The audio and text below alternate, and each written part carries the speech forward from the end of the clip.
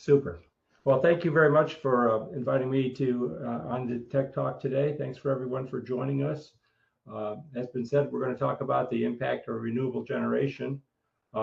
Just kind of set a little bit of background, but some of you may know, some not. The latest NERC long-term reliability assessment shows shrinking reserve margins.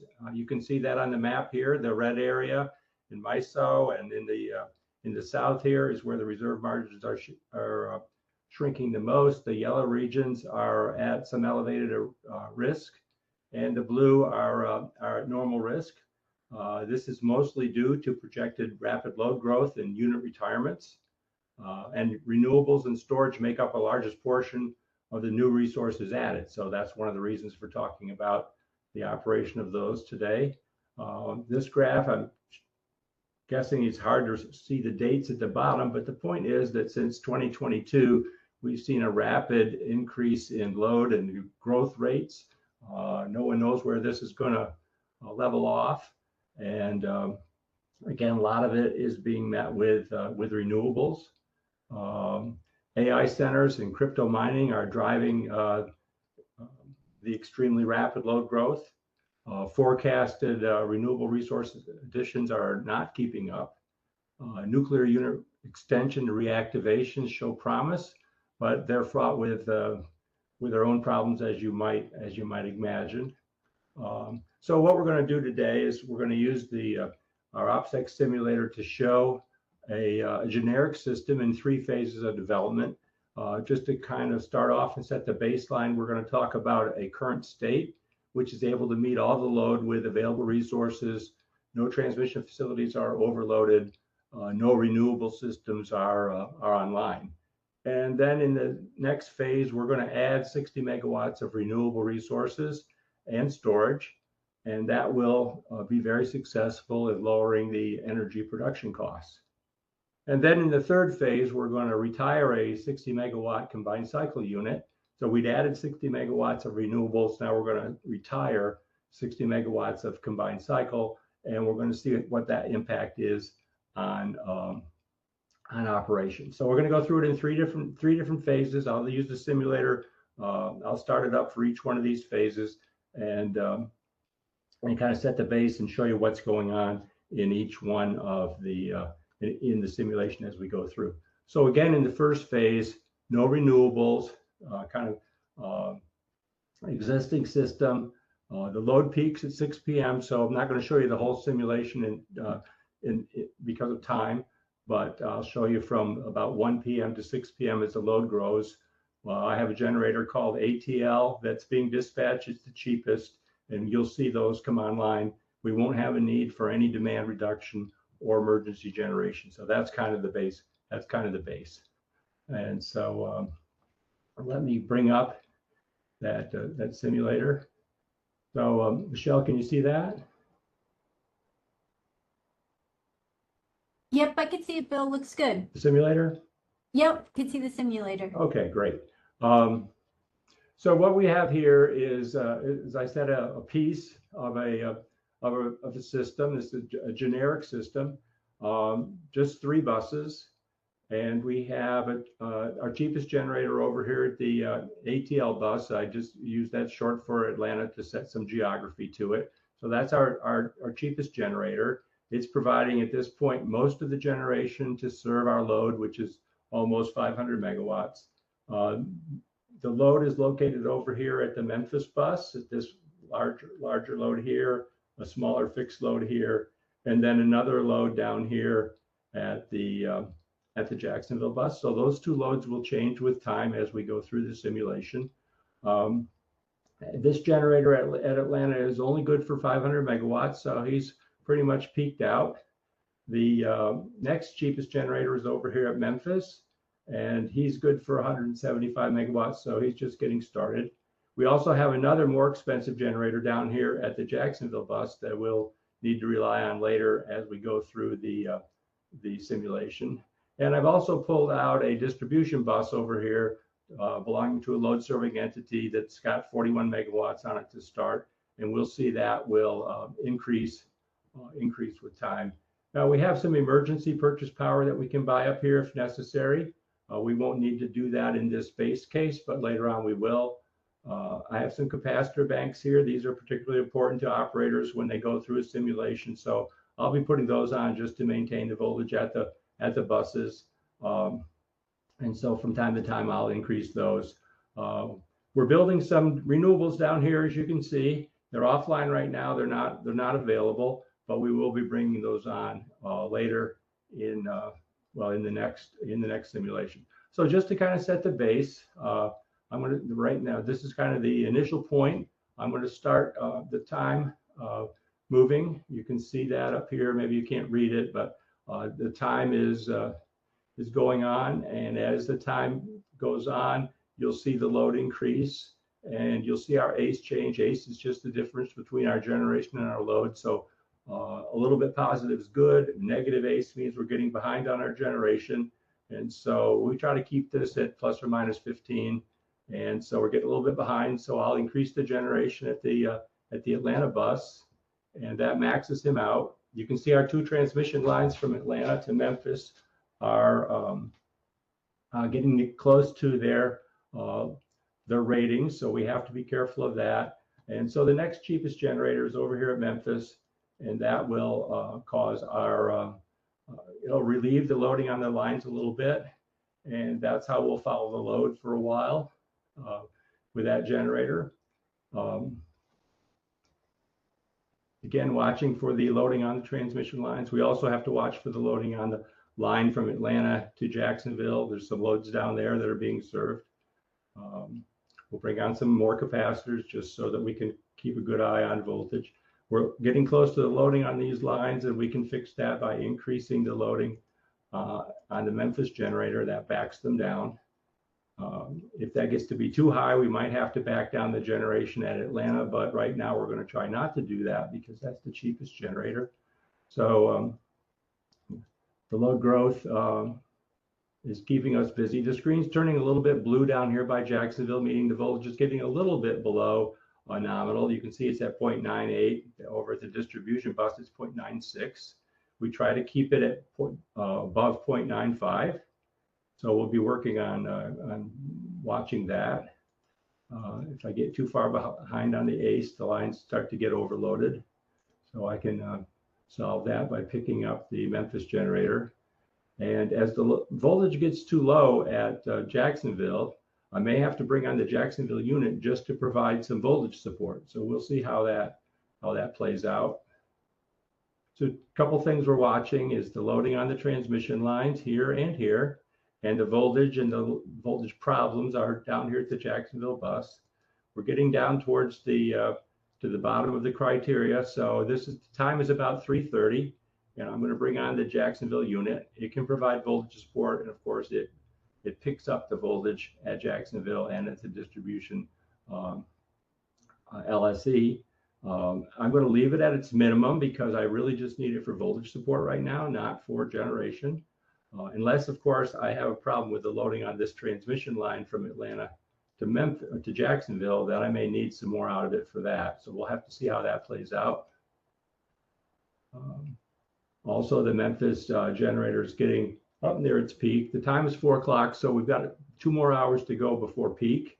So we'll keep an eye on that. This line loading is getting a little heavy, so I'm going to increase the Jacksonville generation rather than the Memphis generation, just to back that line flow down. So you can see picking up Jacksonville backs down that line flow. Again, another operational concern is balancing out the load over the transmission lines that we have available.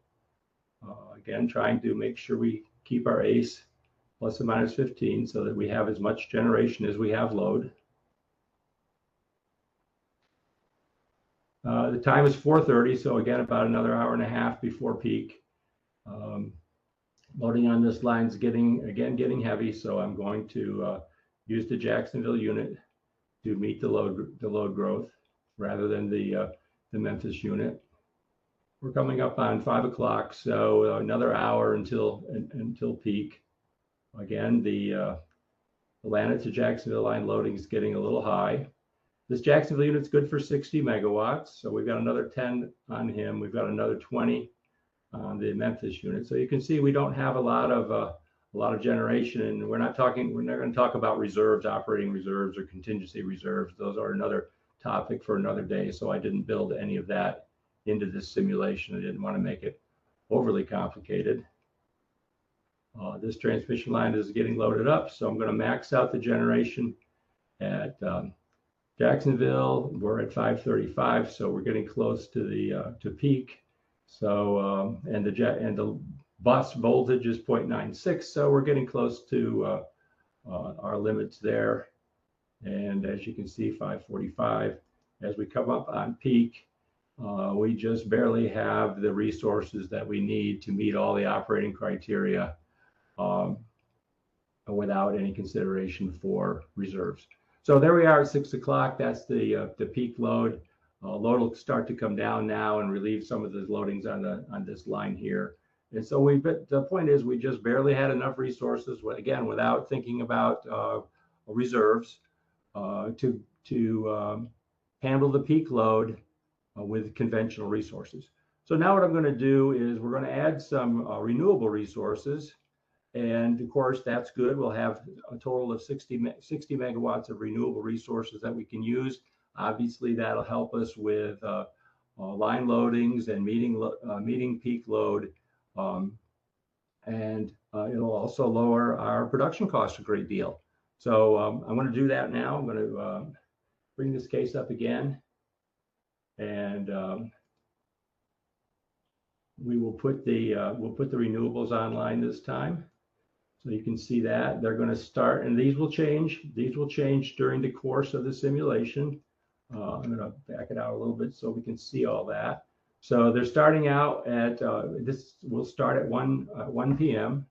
And because I brought the renewables on, so the total renewables are 25 megawatts of solar at its peak, 25 megawatts of wind at its peak, and we've got a battery over here that's 10 megawatts, which I can control and bring it on and off whenever the time is right. We're going to plan to use it for 4 hours. The peak's at 6, so we'll bring it on around 4 p.m. so that we can use it for 4 hours over the peak. And that's kind of the operator's discretion as to when he wants to bring it on and off, but he knows it's good for about 4 hours.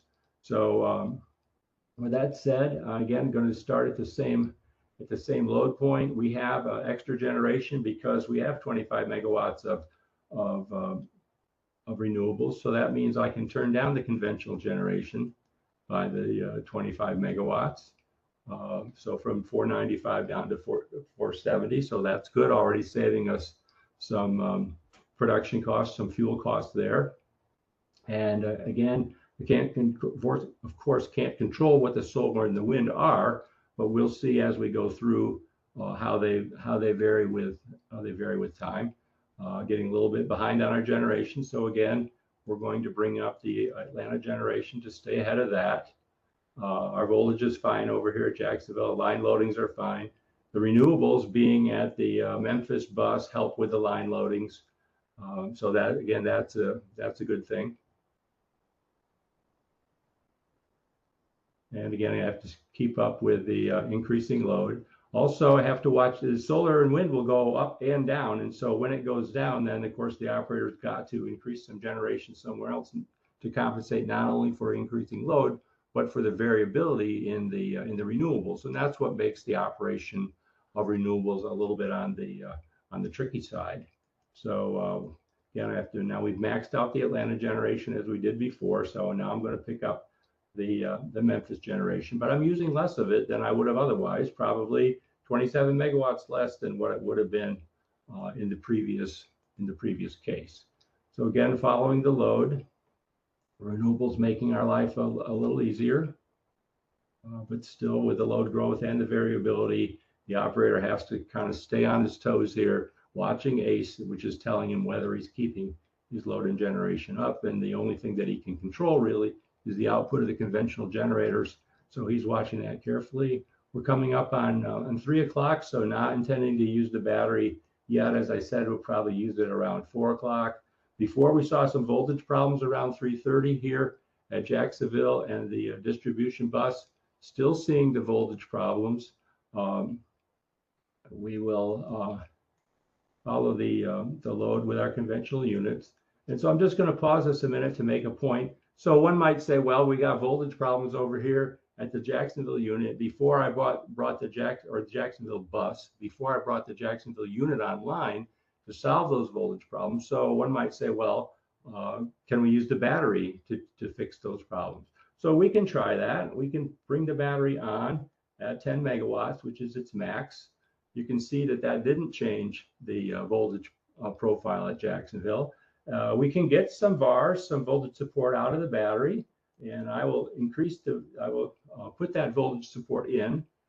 It raises the voltage at the renewables bus, which you'd expect it would do, but it doesn't impact the voltage at Jacksonville and at the distribution bus any more than increasing the capacitors at Memphis does that either. So the battery is not effective in providing voltage support at Jacksonville. So I'm going to turn it back off for a minute. It's a little early for using it. So I just wanted to demonstrate that it's not going to provide us with the voltage support that we need. So again, to get this voltage support, we're going to have to bring the Jacksonville unit on. And when we do that, it picks up the voltage at Jacksonville and the distribution LSE. So again, going forward, the solar is peaked out at 25, wind is at 10, again, providing us with some good, quote, free energy, keeping our production costs down, helping keep the loading on these transmission lines down. Again, all great attributes coming out of the renewables. We're coming up on 4 o'clock. Again, we can bring the battery on, but the battery will provide us a little help on the loading on this line. But in the end, since the battery is now maxed out, in the end, we're going to have to provide some generation out of the Jacksonville unit to solve the congestion that's happening on this Atlanta to Jacksonville line. So again, my resources, I can control the generation at the Memphis bus and the generation at the Jacksonville bus. 430, so we're good on voltage. Line loadings are okay, although always fighting congestion on this line from Atlanta to Jacksonville, it seems. So we're going to have a little bit more generation out of Jacksonville, the Jacksonville unit, to back that down. Let's see. So we can go with the cheaper generation at Memphis now. Helps with the line loadings. 5 o'clock. So we have another hour to go before we get to peak load. Again, because of the renewables, we need less out of the Memphis unit than we did before. So that's always good. We're going to have to still use all the Jacksonville unit to keep the loading, the congestion on that line down. The renewables not helping us with that. And let's see, so we're at 535. We're in pretty good shape voltage-wise here. Line loadings are getting a little bit high. I can back that down a little bit by using the Memphis unit. 550. So again, we're almost at peak.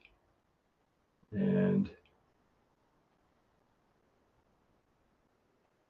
all right, so we're at peak load there.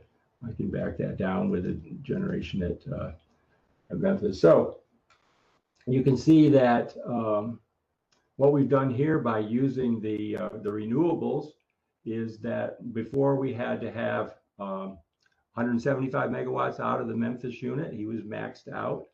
Atlanta was maxed out. Jacksonville was maxed out. But because now at peak, we've got 35 megawatts of, bring this down a little bit here to ACE is 0.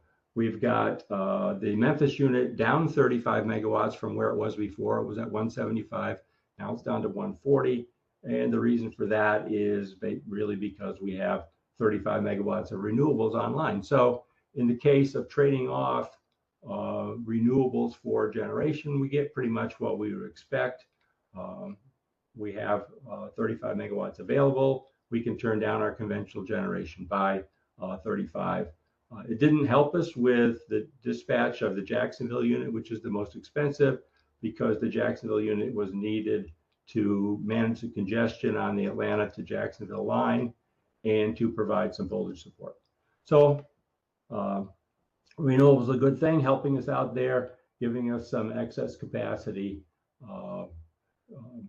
for future load growth, again, depending upon where on the system the load growth happens. Okay, Michelle, is still, everyone's still with me? Yep, still here.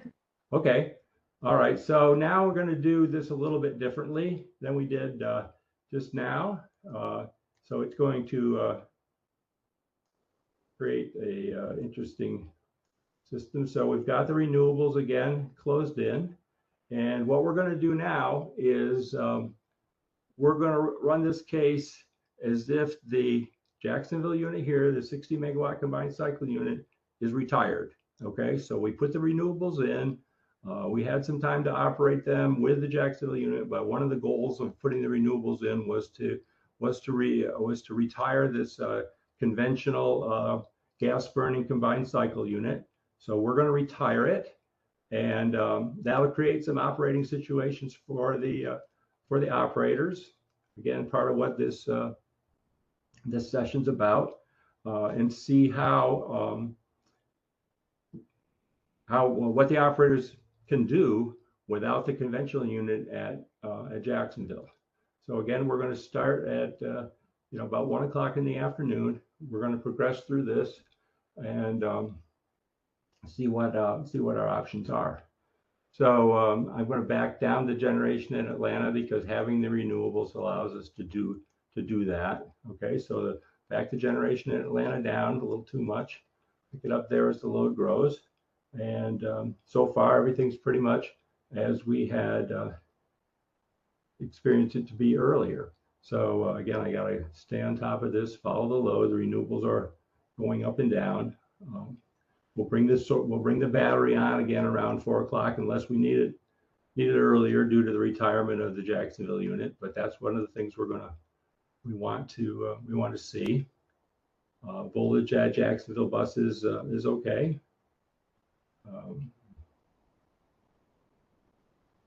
And we're going to max out the Atlanta generator as we had before. So we're going to move on, go over here to the Memphis generator, dispatching it as the load grows. Notice the solar is up to 20, so that's good. We're getting good solar output. The wind is kind of steady, giving us 10 megawatts. And bringing the Memphis generator up to balance the generation and load in our area. Getting a little bit behind there. Here we go. The solar fell off from 20 to 15, so we had to make up for that for the moment, at least at the Memphis unit. Again, no surprises really. Pretty much behaving as it did before, which is what we would expect. Of course, until we get to around 3:30, which is where we started having voltage problems down here at the Jacksonville bus. We're coming up on 3 o'clock, and we see that voltage is getting a little bit low. Again, we don't have the Jacksonville unit; it's been retired, so we're going to have to find ways to deal with that. Coming up on 3 o'clock, voltage is down to about 0.97, 0.96 of nominal.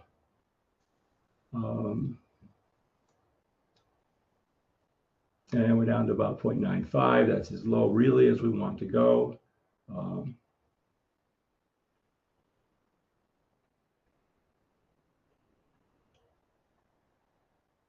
So we're getting down to 3:30, 3:35. So I'm going to pause this a second and just kind of talk about our situation as an operator here. So as an operator, we've got low voltage here at at the distribution LSC.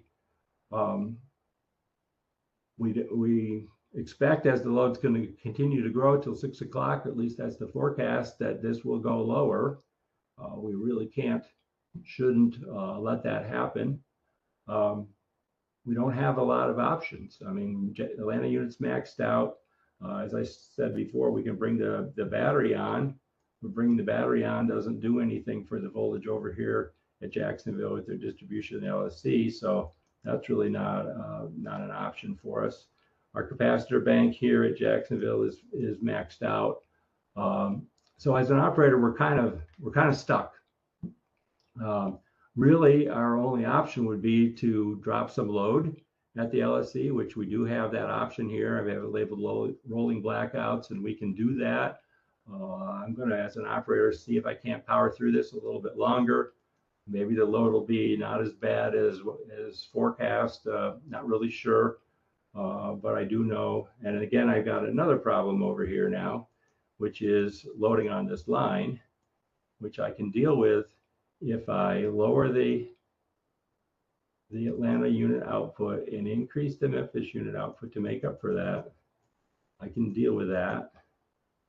Didn't have to do that before, but without the Jacksonville unit, I can put more out of the, now I'm at 4 o'clock, so the battery will help me. So I'm going to bring on some battery there.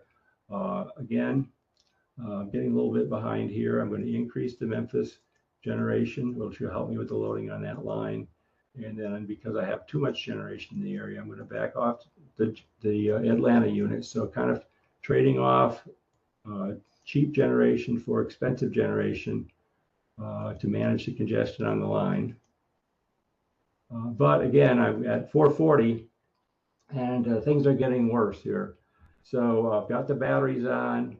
I've got the Memphis unit maxed out. I've got too much congestion on the Atlanta to Jacksonville line, and my voltage has gone down to 0.93. I can buy emergency purchase power up here, and I can increase that, which will help me with my ACE situation, help me balance the generation of the load, but I only have 25 megawatts that I can buy. So I can bring that on. Again, it's helping me with my congestion on the line, but it's not helping me with the low voltage at the distribution LSC, which I really need to deal with. I am in violation of the a NERC standard by being below my voltage criteria here. So it's 4:40. I got another hour and 20 minutes. And really, as an operator, my only option at this point would be to drop some load. So by doing that, I'm going to drop 10 megawatts of load. That'll allow me to back off on the emergency purchase power I bought a little bit. But that's really the only option that I have and still meet the NERC standards. So I'm going to do that and see how much load I ultimately have to drop to meet those NERC reliability standards. All my generation is maxed out now, so the only thing that I can do is continue to drop load to manage my ACE and to keep this voltage at 0.95. Keep this line from being overloaded. So we're at 510, 515. Thankfully, peak's not far away. I'll continue to drop a little bit more load at this bus coming up on 530.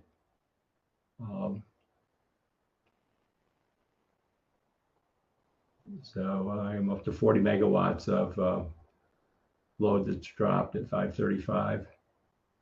Again, thankfully, we're coming up on peak. Hopefully our load forecast is good and that the system really will peak out around 6 o'clock.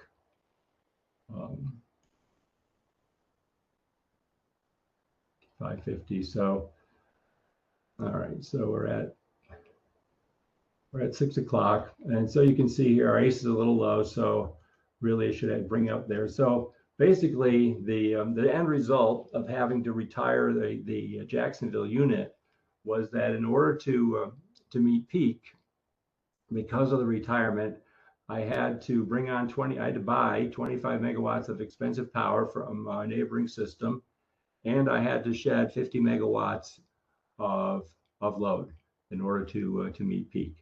So we have the 60 megawatts of renewable installed. Of course, it's not all available at time of peak, which you might expect. So we've got 35 of the 60 available. So we had 60 megawatts of renewable and traded off that for 60 megawatts of conventional generation. So that was the net result, largely because we can't control the solar and the wind. and it doesn't always peak at the time that the load peaks.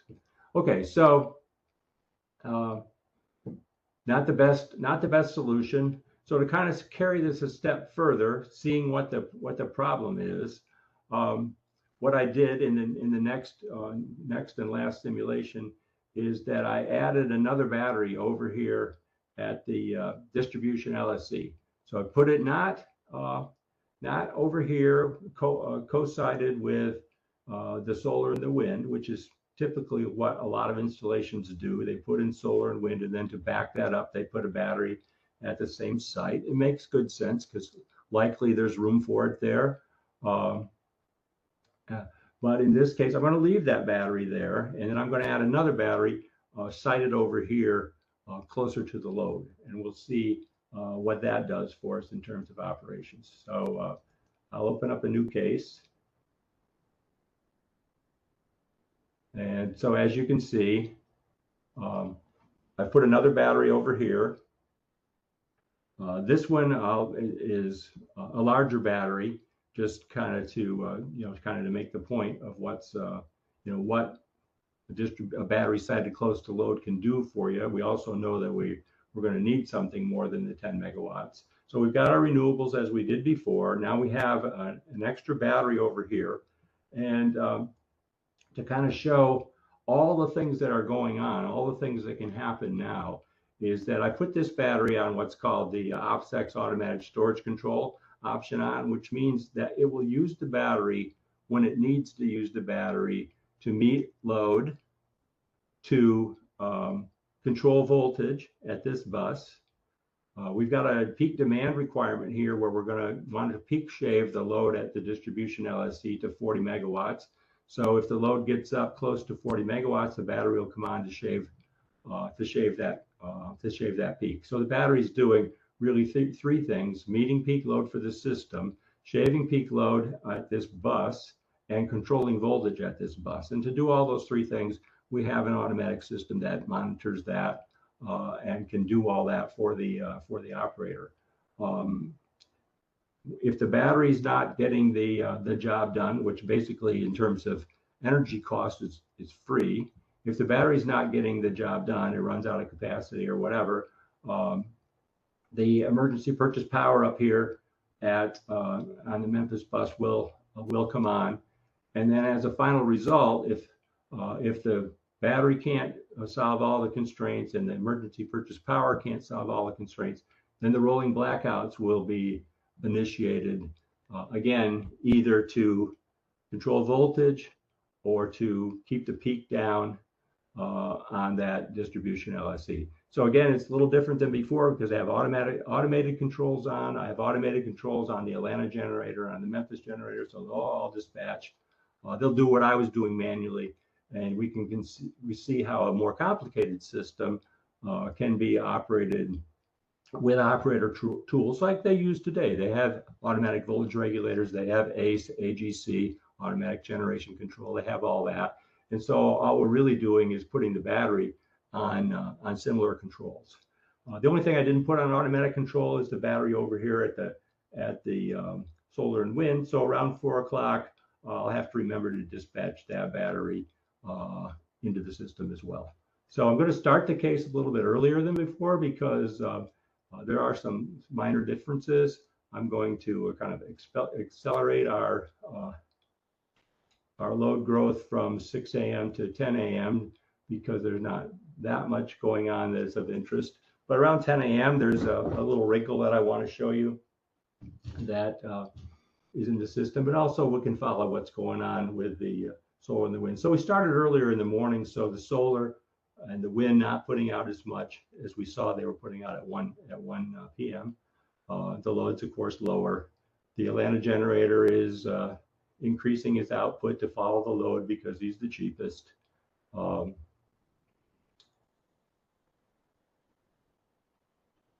And again, at the lower load levels, not too many operational problems. The operator has his load forecast for the day, so he knows later in the day he's going to have some constraints that he has to deal with. But hopefully early on, everything will be a little bit on the calm side. The solar and the wind, the solar is starting to come up around 8 a.m. The wind's picking up a little bit. I'm going to put these capacitor banks on because we don't want to have any voltage problems that we could avoid. We'll bring those on.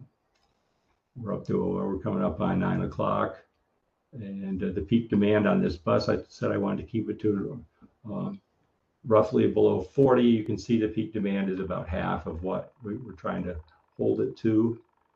So it's picking up. The voltage is 0.99, so that's good. The Atlanta generator is still only about half loaded, so we still got a lot of room on that generator as the load comes up. Not using any of the battery, so it's good. So we get up here around 10 a.m. and there's a couple wrinkles that are going to come into the system, so I'm going to slow down the time a little bit here so we can see the wrinkles. And the wrinkles are going to be that the system as a whole peaks at 6 p.m. You saw that, but what happens at this distribution LSC, we're going to see that it gets a peak of its own that's not coincidental with the system peak, but around lunchtime, around noon, load picks up at the distribution LSC. So it's 10:30 in the morning. The load on the system as a whole is what we'd expect, but we can see that we are up to 34 megawatts at the distribution LSC. We're trying to keep it below 40 or so. And so we're going to be relying on this battery to help us with that. It's there. We paid for it. It's free. It can provide those kind of services. So as we're going to use it for peak shaving and for voltage support, because we see the voltage is getting down to about 0.97 too because of this lunchtime peak on that bus. And we want to see how the battery deals with that in this automatic operation. So we're at 11:15. The load's up to 41 or so. That's about as much as we want there. The voltage is down to 0.97. And so we're going to be watching down here to see that battery dispatch and shave this peak. So 11:30 again. Okay, we're at 100%. We see the battery has come up. It's putting out a megawatt of energy to hold this peak at 42. Okay, so as we have it set at, it's at one megawatt to do that. Voltage is at 0.96. The battery's up to 3 megawatts now to hold the peak demand right at 100%. So it's putting out 3 megawatts. Voltage again is 0.96. Everything else on the system is on automatic control, and it's all doing well. So we can just focus on this one bus. The battery's up to 6 megawatts now. Again, holding that peak, shaving that peak to 42. It's not putting out any VARs because the voltage is right at 0.95, but we expect it might have to provide some voltage support, which will be indicated by the VARs. So it's at 1 megavar now to provide some voltage support. So it's shaving the peak with 6 megawatts and it's holding the voltage up with 1 megavar. So again, being dispatched automatically by the software that we've installed there to meet the various constraints on the system. So we don't need as many megawatts now as we're at 1240, but we still need some voltage support indicated by the 5 megavars to keep the voltage at 0.95. So the battery's doing good for us there, providing a little extra service that we might not have sought before. We were just looking for it to provide megawatts at the system peak at 6 p.m. So the load's dropping off at that bus now. The noontime rush is over. Still providing us with some VARs because we have voltage problems there, or could potentially have voltage problems there. So so we got a little peak shaving and voltage support out of that battery.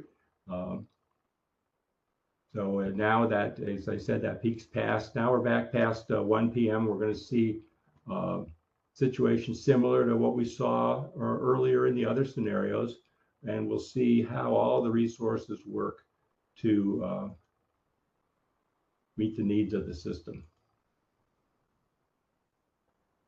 So the Atlanta generator is coming up on its 500 megawatts as we saw before. It's going to get maxed out. The solar is nearly at its max. The wind is consistently at 10.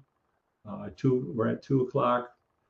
Atlanta generator is maxed out. So now we're seeing the Memphis generator pick up again, very similar to what we saw before. What we would expect.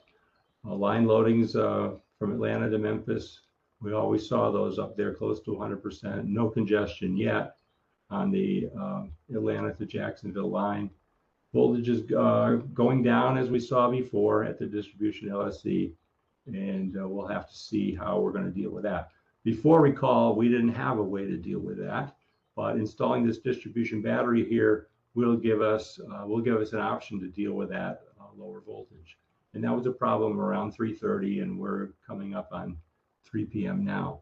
So we should see some action out of the distribution battery to help with that voltage support pretty soon. Line loadings from Atlanta to Jacksonville are picking up. Again, we would expect that's what we saw before. We totally expect to see the same thing. Voltage is at 0.95 here, so that's the limit. The peak demand's pretty close to that 41 that we wanted to keep it to. So we're expecting that the automatic system will dispatch this battery to help us with that problem. Before, we really didn't have any good options for that. So we'll see how that happens here. We're getting some congestion as we saw before on this Atlanta to Jacksonville line. So now we're seeing the distribution battery pick up 2 megavars. That's the voltage support to keep the voltage at 0.95. Because of the automatic control system, the battery will provide whatever voltage support is required to keep it at 0.95. It'll provide the watts it needs to keep the peak below 40 megawatts. Also, to manage the congestion, you can see that the system has turned down the Atlanta generator, as we saw before, picked up the Memphis generator. I'm going to turn on the emergency purchase power on 0, just so that it's available automatically if we need it. Again, Atlanta down, Memphis up, but he's pretty much maxed out. We're at 430, so I can turn on the battery over here. That'll help provide us with some more support. So we got that battery turned on. This new distribution battery is managing the peak and the voltage here. And now we're in a situation where this line is at its max. So we're going to have to deal with that in some way. We'll see what the automatic system has in mind for that. It can turn on some distribution battery to help back that down. So that's helpful. So the battery's up to 23 megawatts. So that's helping us there. We're at 5 o'clock. Again, maxed out at Memphis, and good area else. We're starting to see some emergency purchase power get dispatched because the distribution battery is 30 megawatts. It's maxed out, and so we maxed out the emergency purchase power at 25. So the only option really we have at around 5:30 in the afternoon now is to start the rolling blackouts. So the distribution battery with a max of 30 megawatts doesn't prevent the need for rolling blackouts, but it cuts down on the amount of time that we need them for, and it will decrease the amount of the total amount of rolling blackouts that we need. So we're coming up on 6 o'clock now. There we are at 6 o'clock. So with this extra battery located at the distribution LSC, so strategically located, strategically operated by the automatic system, we can limit our rolling blackouts to 16 megawatts, and we can limit the time that we need to utilize them to just a half an hour of the day. So again, a strategically located battery at the distribution bus, very successful in helping us with the operation of the system. So Michelle, I don't know, have you had any questions come in? Anything that I can answer about the simulations when I have it up here? Yeah, Bill, we have had some Really good questions come in. So if you want to take a minute, I'll read them off to you. We had a couple questions around charging the batteries. So does your model account for charging the batteries and the length of time that it takes? Well, yes, it does, because the simulation that I have here, I'm only showing you a portion of it. I've constructed a simulation that runs from 6 o'clock in the morning to 6 p.m. as we saw here, and then it runs further from 6 p.m. to 6 a.m. And so during that nighttime interval is when the batteries would charge. And so what the operator would do once the load goes down, he would come over here. Well, at 8 o'clock, he would turn darn his battery. It would be completely discharged, and he would leave it in that state. And so then later in the night, it takes about again 4 or 5 hours to charge up. He knows this. He knows his system, and so at night he would then put in the charge mode, which would be negative. So I can put it in the charge mode, and then it will charge up at night. One thing about batteries on a system is that the difficulty is that if you're trying to use the renewable energy to charge the batteries, one of the issues is that you want it at system peak, which is the daytime, and so you're discharging the batteries when you have the most solar, and you want to charge the batteries when you don't have any solar at all. So it makes it hard to charge the batteries with renewables, unless of course you have a system that has wind. And if you have wind, the batteries are kind of, the value is multiplied to a certain extent, because if you have wind, then you can charge them with the renewable wind at night. And so you still get the benefit of being able to use the batteries, charge them with a renewable, and that kind of quote makes them, a 100% renewable resource. So I like batteries even better when you have some wind available to charge them. Yep, that makes sense. Okay, another question we had come in. How do you forecast the potential production capacity of renewable energy resources, and how do you account for the inherent uncertainty in their output when planning to meet energy demand? Or do you account for that? Well, there are some people that, it's particularly with the wind. There's some people who are really pretty good at forecasting wind.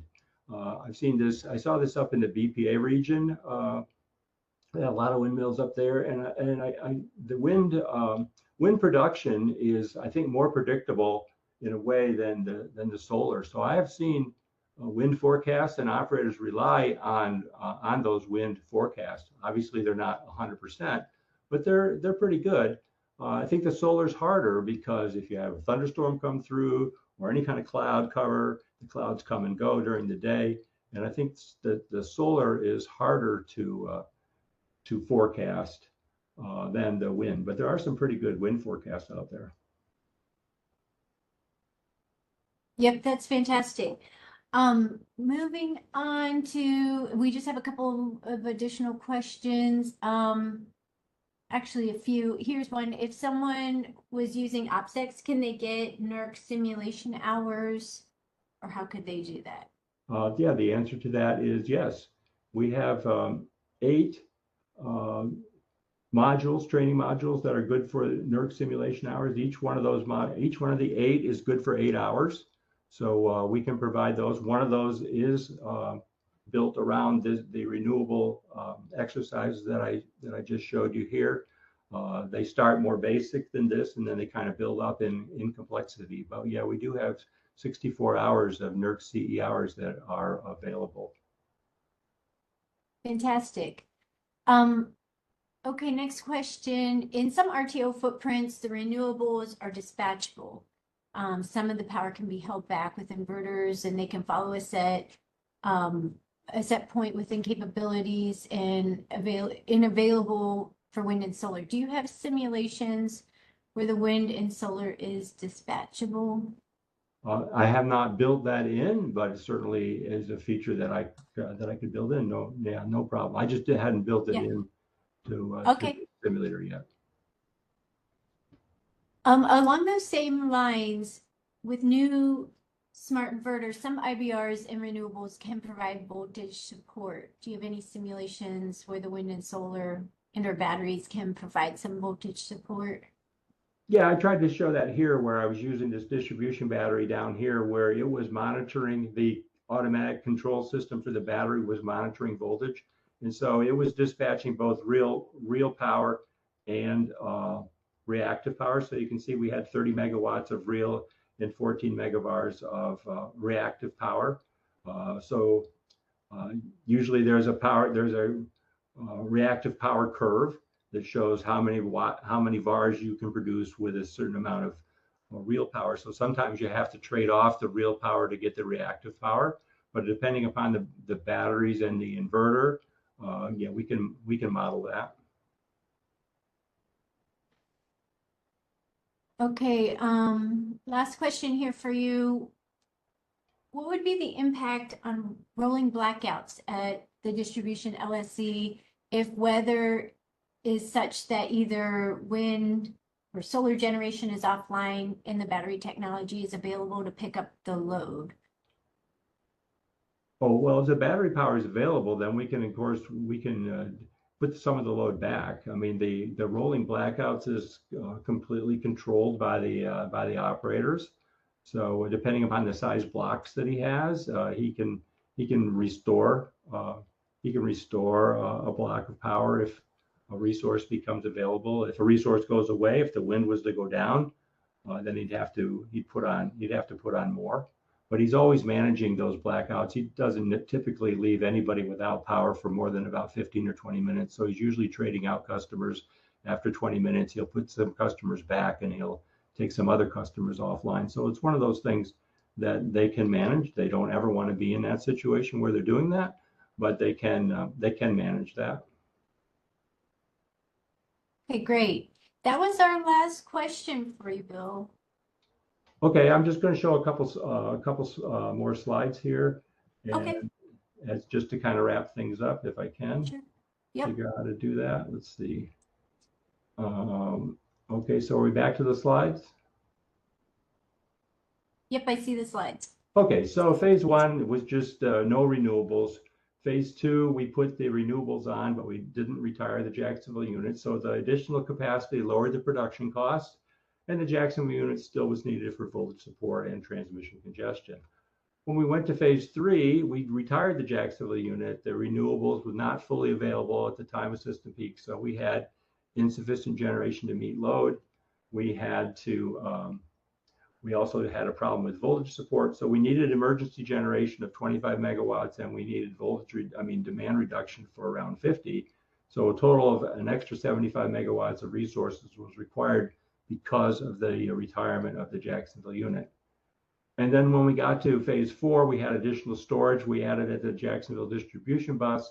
It provided voltage support and congestion mitigation. So energy storage we saw was most valuable when it was located at the distribution bus rather than co-located with renewables. We understand why a lot of people put the batteries with the renewables. They have room for it, so it's convenient. But if those batteries can be put closer to the load, they still provide the same function as meeting system peak load, but they can provide other functions because they're closer to the load. So if we strategically locate them by putting closer to the load, and we strategically operate them by having some software that looks for a number of different features that the batteries can provide, like peak shaving and voltage control, the storage can be much more valuable. And it even gets an added value if there's wind energy to charge it at night. So again, I'm kind of stressing the strategic location and strategic operation of the batteries to get even more value out of them. So the renewable generation is effective in reducing energy production cost, but in this scenario, we needed 135 megawatts of renewable in emergency when we retired the Jacksonville unit. There's a lot of storage technologies out there. Lithium ion, of course, is presently the preferred technology, but there are other options that are commercially available, becoming commercially available. I'll just kind of plant the seed for one of those, which is called graphene. Graphene is the material that the storage is made out of. It has it's basically graphite. It's not a chemical. It won't It doesn't have thermal runaway. It won't catch on fire. It has greater charge recharge efficiencies. It's faster recharging. It can operate at much lower temperatures than lithium ion, has greater energy density, can operate multiple cycles per day, as we saw we were using it there at the end. And again, no chemical reaction to storage. It's basically a solid state electrostatic device, no rare earth elements, less disposal issues, fewer siting issues. We can get it closer to the load, and perhaps most importantly, no thermal runaway. So just kind of plant that seed, look for graphene technology. It is available today. The people who are providing it are scaling it up to utility scale installations. So kind of as a wrap up for the whole day, the short-term options that we have to meet this increasing capacity needs is that we should look to forestall generation unit retirement as much as possible. A number of people are adding combined cycle combustion turbines. They're adding RICE engines, they're reciprocating internal combustion engines at existing sites where possible, expanding the transmission system so we don't have some of those congestion issues that we saw in the simulation. And then people are working on large load siting standards to include provisions for generation to supply the data centers and the crypto mining people are looking for siting standards to help with that. There's a number of load flexibility options out there that are helping so that as an alternative to the rolling blackouts. So energy storage, short-term option is strategically located and operated near the load. We can physically move energy slowly using less power off peak. And then, as I mentioned before, we can cycle it with the graphene technology. We can cycle it many times a day. We can charge it faster. It's more efficient, meaning that you don't lose so much in the charge discharge cycle. And it's suitable for siting near load centers. It decreases the siting approval time without the thermal runaway concerns. So the final takeaway, the time dimension, don't ignore the time and space dimensions associated with renewables. With renewable conventional and energy storage, we have the ability to control both time and space, which is very rare in finding solutions to problems of any type. We must consider the hourly time dimension when we're conducting power system studies and making the resulting decisions. We can't just assume you're putting in 60 megawatts renewables and you're going to get 60 megawatts when you have peak load. So that's the time dimension that has to be factored in. Conventional generation and storage can control the time dimension. Solar and wind, for the most part, can't. Conventional generation and storage more likely located where it's needed. So if we can control or have better control over the space dimension. And then the final takeaway: existing generation can be our greatest asset. We should not be in a hurry to retire those units. I mean, I get it. Some of them are of really minimal value, but there's others that can still provide a great resource while we sort through this period of rapidly growing load. So that's kind of my final takeaway. I've got some QR codes up here to our two websites. You can see what they are here if you want more information. I'm assuming, Michelle, that our copies of this presentation are available.